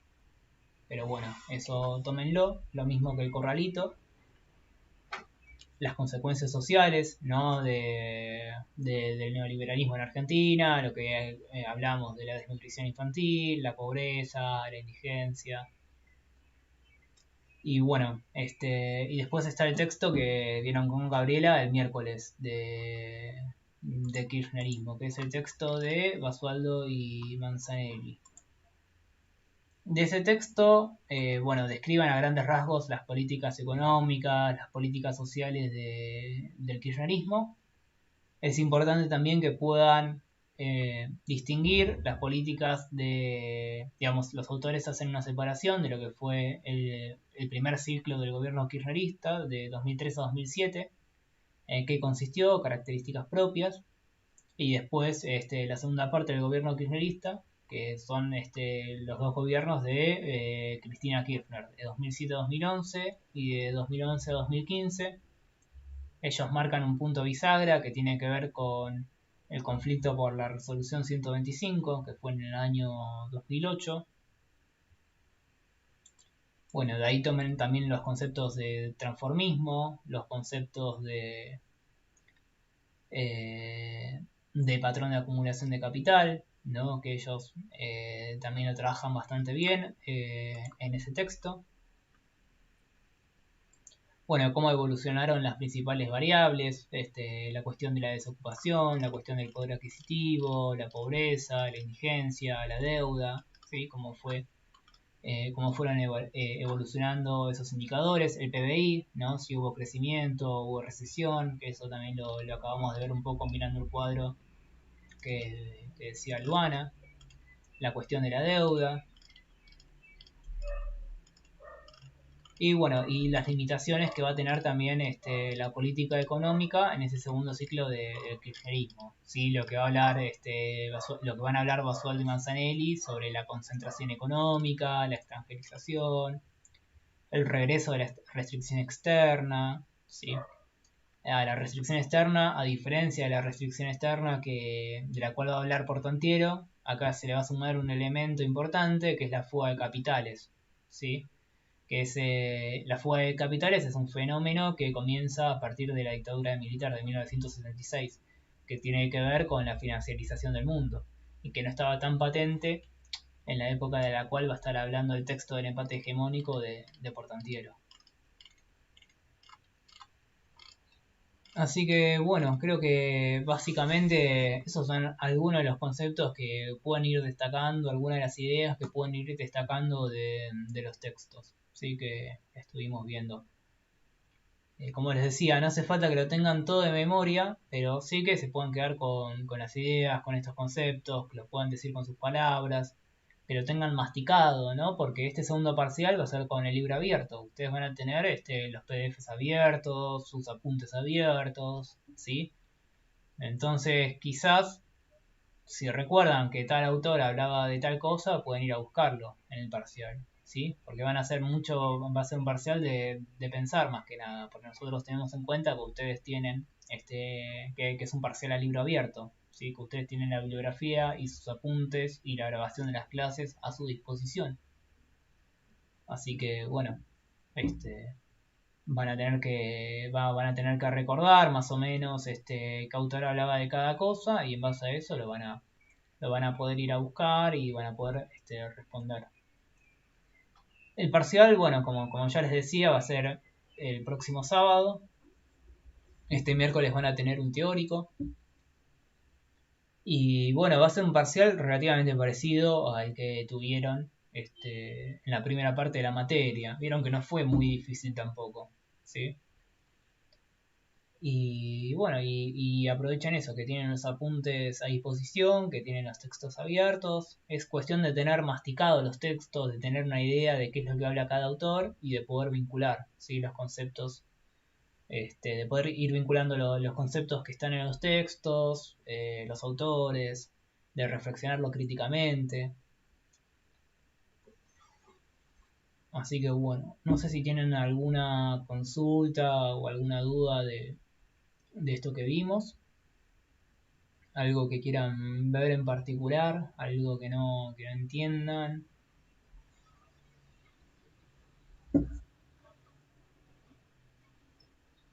Claro, sí. Ahí estoy leyendo la pregunta de Anaí, que dice que en el caso de los que no aprueben, el recuperatorio sería efectivamente el 24. Recuerden que se aprueba con 4, ¿sí?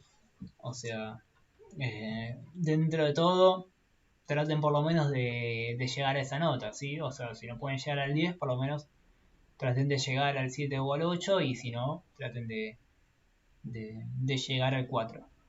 ¿Sí? Y el que se saca menos de 4 puede acceder a un recuperatorio que va a ser el día 24.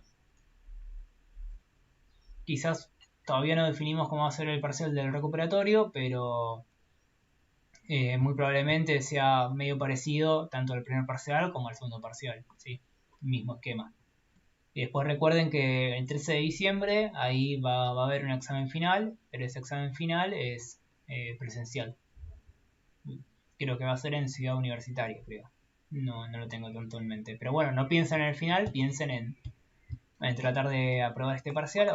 Y aparte aprovechen que tienen algunos días más, ¿sí? Como para poder seguir estudiando y actualizándose con los textos. Profe, Sí. le hago una pregunta. Sí, Luana. La teórica del miércoles, ¿qué va a pasar en esa teórica? Es una clase teórica que va a dar el titular de cátedra, que seguramente va a tratar de articular un poco los temas que estuvimos viendo en esta materia, pero creo que va a ser más énfasis no me acuerdo si en vinculación tecnológica o en cuestiones de feminismo o en cuestiones de ecología, digamos, eso no lo tengo tanto. Pero sí, o sea, tienen que asistir ahí a la clase teórica. O sea, no tienen que Bueno, leer ningún texto en particular. Sí, esa es la pregunta. claro, es presentarse. Claro, es Listo. presentarse, sí, y tomar nota de lo que le diga el titular de cátedra. O sea, creo que va a ser un cierre, creo que el teórico va a ser de cuestiones que son actuales, del vínculo entre la sociedad y el Estado al día de hoy en determinados temas puntuales. La cuestión tecnológica, la cuestión de los nuevos movimientos sociales, sí. Así que bueno, se va a tratar de eso.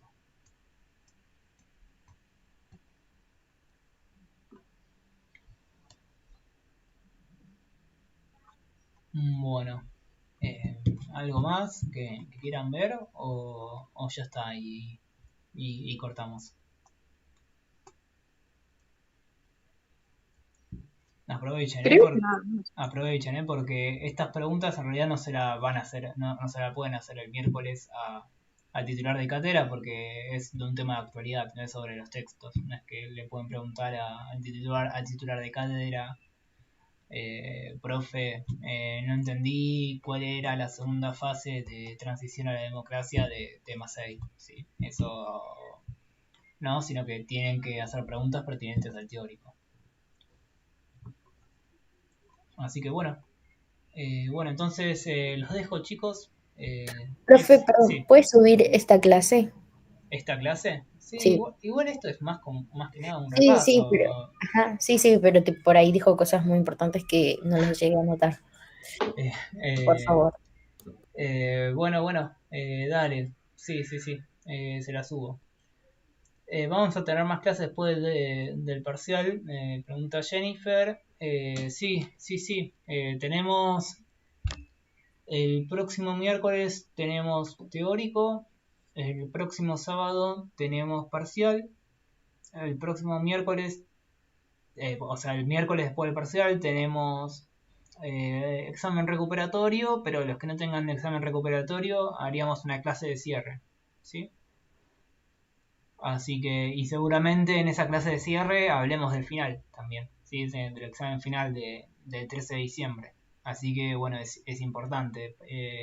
Sobre todo, es importante tanto para el que se vaya a recuperatorio como para el que como para el que ya tenga aprobado el segundo parcial, porque ahí les vamos a dar algunas pautas de cómo va a ser el examen final y le damos un cierre a esto. Mi consejo, preséntense aunque no hayan llegado a leer todos los textos, ¿sí? Porque de última, si ustedes miran las preguntas del segundo parcial, les va a servir para el recuperatorio, ¿sí? O sea, si se sacan un 1, si se sacan un 2, un 3, no importa porque después pueden acceder al recuperatorio y ya más o menos saben qué es lo que les podemos preguntar, ¿sí? O sea, obviamente las preguntas no van a ser las mismas, pero por lo menos tienen una idea de lo que son las preguntas del parcial, ¿sí? O sea, yo entiendo los nervios, qué sé yo, el miedo a desaprobar, etcétera, pero mi consejo es que aunque no terminen de leer todos los textos y de comprenderlos y de estudiarlos, preséntense igual, ¿sí? ¿Qué más? Pero bueno, sí, obviamente. Y otra cosa es que obviamente si no estudian va a ser imposible que la aprueben, ¿sí? Tampoco se pueden presentar sin haber estudiado porque si no estudian va a ser muy difícil por no decir 99,9% de que no van a aprobar. Pero bueno, si de última estudiaron todos los textos y le faltó uno, le faltó dos, que yo siempre está la chance, ¿viste? Bueno, no llegué a leer tal texto y justo no me lo preguntaron, ¿viste? Que yo ahí también influye la suerte. O te puede pasar lo contrario, estudiaste re bien todos los textos y justo del que no leíste te hacemos 3 preguntas, 4 preguntas. Vieron que los parciales son aleatorios, ahí ya tiene más que nada que ver el algoritmo. O sea, nosotros ponemos una serie de preguntas y después a cada uno le toca en distinto orden y le toca también sobre distintas temáticas. Capaz que justo te tocan 3 preguntas del único texto que no leíste, o capaz que justo leíste, qué sé yo, 8 textos y todas las preguntas son de esos 8 textos, y entonces zafaste. Así que bueno, mi consejo es que traten de presentarse y después del parcial también cualquier duda que les haya quedado, escríbanos y la vamos trabajando, ¿sí? Traten de regularizar esta materia para poder seguir avanzando en sus estudios. Profe, ¿qué fecha era el final? Creo que era el 13 de diciembre. Igual eso después lo publica el CBC, vieron ahí en la página en la página del CBC está, pero al menos yo me agendé 13 de diciembre, que tengo que ir a tomar finales. Eso es la primera fecha del final, ¿no? Que no sé ahora cómo será por la cuestión de pandemia, pero ustedes saben que una vez regularizada la materia, regularizada es sacar más de 4 en los dos parciales, ¿no? En el primer parcial y en el segundo parcial. Una vez que ustedes la tienen regularizada, en periodos normales tienen 2 años para rendir el final, ¿sí? No sé ahora cómo será en pandemia, pero la primera fecha de final creo que la tenemos el 13 de diciembre, que va a ser presencial y bueno, y va a ser, creo que va a ser de forma oral, imagino.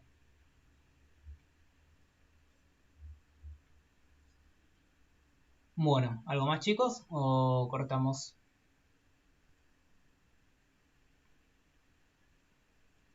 Bueno, entonces creo que eso sería todo. Muchos éxitos. Y bueno, estamos en contacto. Recuerden asistir al teórico del miércoles. Y bueno, mucho éxito en el segundo parcial. Nos vemos la última clase de cierre.